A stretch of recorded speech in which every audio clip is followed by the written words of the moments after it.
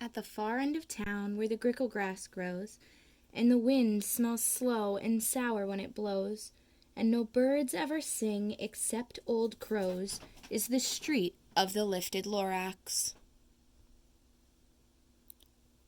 And deep in the grickle grass, some people say, if you look deep enough, you can still see today where the Lorax once stood, just as long as it could, before somebody lifted the Lorax away. What was the Lorax, and why was it there? And why was it lifted and taken somewhere? From the far end of town where the grickle grass grows? The old Onceler still lives here. Ask him, he knows. You won't see the Onceler. Don't knock at his door. He stays in his lurkum on top of his store. He lurks in his lurkum, cold under the roof, where he makes his own clothes out of muffered moof. And on special dank midnights in August he peeks out of the shutters, and sometimes he speaks, and tells how the Lorax was lifted away.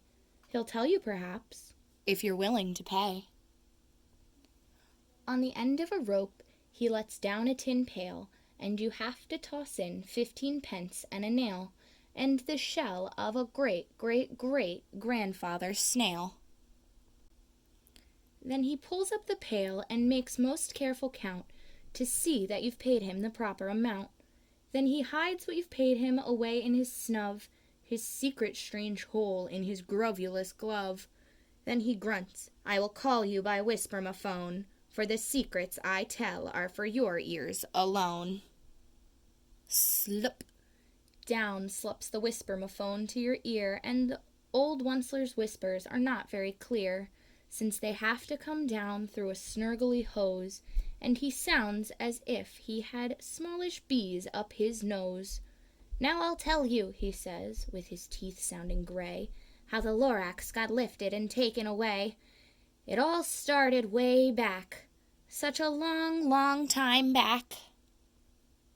Way back in the days where the grass was still green, and the pond was still wet, and the clouds were still clean, and the song of the swami swans rang out in space. One morning I came to this glorious place, and I saw the trees, the truffula trees, the bright-colored tufts of the truffula trees, mile after mile in the fresh morning breeze. And under the trees I saw brown barbaloots, frisking about in their barbaloot suits, as they played in the shade and ate truffula fruits. From the ripulous pond came the comfortable sound of the humming fish humming while splashing around. But those trees, those truffula trees, all my life I'd been searching for trees such as these. The touch of their tufts was much softer than silk, and they had the sweet smell of fresh butterfly milk. I felt a great leaping of joy in my heart. I knew just what I'd do. I'd unload my cart. And in no time at all, I had built a small shop. Then I chopped down a truffula tree with one chop. And with great skillful skill, and with great speedy speed, I took the soft tuft, and I knitted a thneed. The instant I'd finished, I heard a gazump. I looked. I saw something pop out of the stump of the tree I'd chopped down. It was sort of a man. Describe him? That's hard. I don't know if I can. He was shortish and oldish and brownish and mossy, and he spoke with a voice that was sharpish and bossy. Mister, he said, with a sawdusty sneeze, I am the Lorax. I speak for the trees. I speak for the trees have no tongues, and I'm asking you, sir, at the top of my lungs. He was very upset as he shouted and puffed. What's that thing you've made out of my truffula tuft? Look, Lorax, I said, there's no cause for alarm. I chopped just one tree. I'm doing no harm. I'm being quite useful. This thing is a thneed, and a thneed is a fine something that all people need. It's a shirt, it's a sock, it's a glove, it's a hat. But it has other uses, yes, far beyond that. You can use it for carpets, for pillows, for sheets, or curtains, or covers for bicycle seats. The Lorax said, "Sir, you're crazy with greed. There's no one on earth who would buy that fool Thneed." But the very next minute I proved he was wrong, for just at that minute a chap came along, and he thought that the Thneed I had knitted was great. He happily bought it for $3.98. I laughed at the Lorax. "You poor stupid guy. You never can tell what some people will buy." "I repeat," cried the Lorax, "I speak for the trees." "I'm busy," I told him. "Shut up, if you please." I rushed across the room, and in no time at all, built a radio phone. I put in a quick call. I called all my brothers and uncles and aunts, and said, "Listen here, here's a wonderful chance for the whole Onceler family to get mighty rich. Get over here fast, take the road to North Nitch, turn left at Weehawken, sharp right at South Stitch." And in no time at all, in the factory I built, the whole Onceler family was working full tilt. We were all knitting Thneeds, just as busy as bees, to the sound of the chopping of truffula trees. Then, oh baby, oh, how my business did grow. Now chopping one tree at a time was too slow, so I quickly invented my super axe hacker, which whacked off 4 truffula trees in one smacker. We were making Thneeds 4 times as fast as before, and that Lorax, he didn't show up any more. But next week he knocked on my new office door. He snapped, "I am the Lorax who speaks for the trees, which you seem to be chopping as fast as you please. But I am also in charge of the brown barbaloots, who played in the shade in their barbaloot suits, and happily lived eating truffula fruits. Now, thanks to your hacking my trees to the ground, there's not enough truffula fruit to go round, and my poor barbaloots are all getting the crummies because they have gas and no food in their tummies. They loved living here, but I can't let them stay. They'll have to find food, and I hope that they may.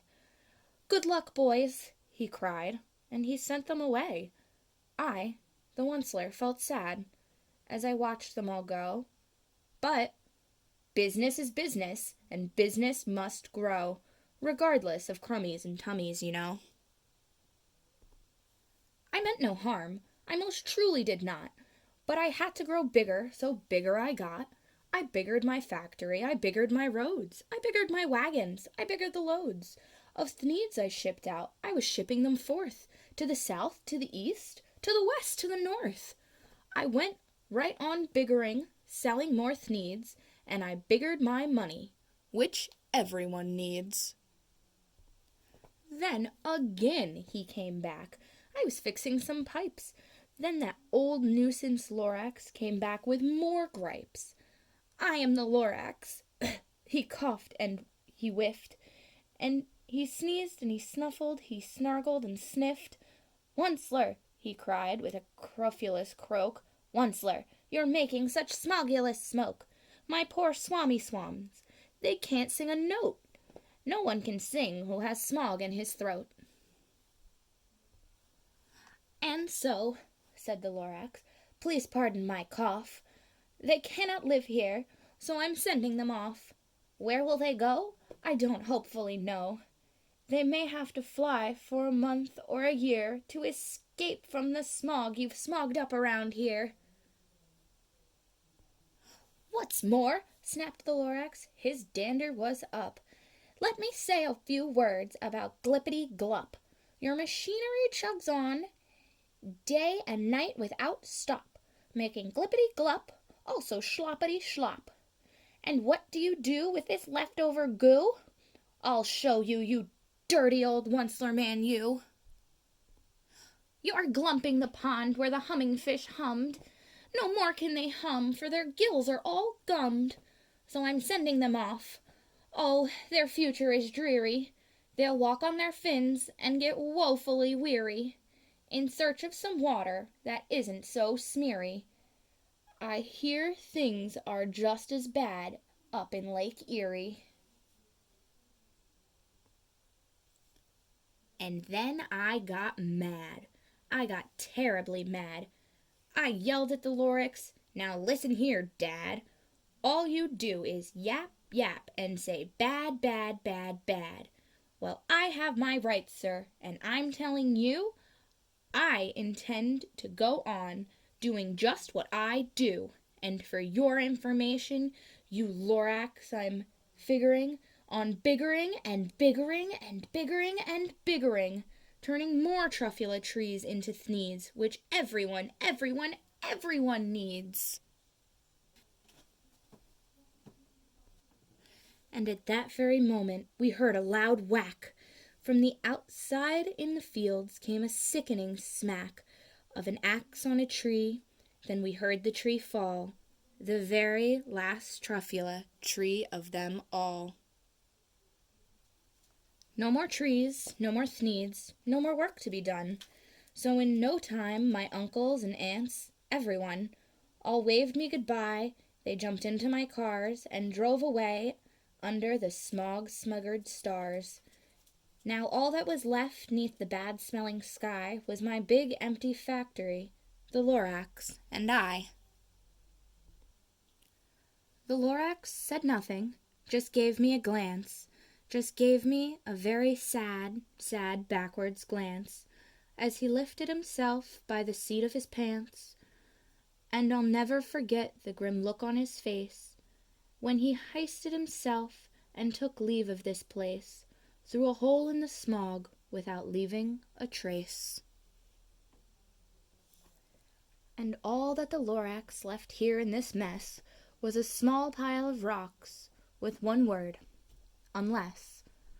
Whatever that meant, well, I just couldn't guess. That was long, long ago, but each day since that, I've sat here and worried away. Through the years while my buildings have fallen apart, I've worried about it with all of my heart. "But now," says the Onceler, "now that you're here, the word of the Lorax seems perfectly clear. Unless someone like you cares a whole awful lot, nothing is going to get better. It's not. So, catch," calls the Onceler. He lets something fall. It's a truffula seed. It's the last one of all. You're in charge of the last of the truffula seeds, and truffula trees are what everyone needs. Plant a new truffula, treat it with care, give it clean water, and feed it fresh air. Grow a forest, protect it from axes that hack. Then the Lorax and all of his friends may come back.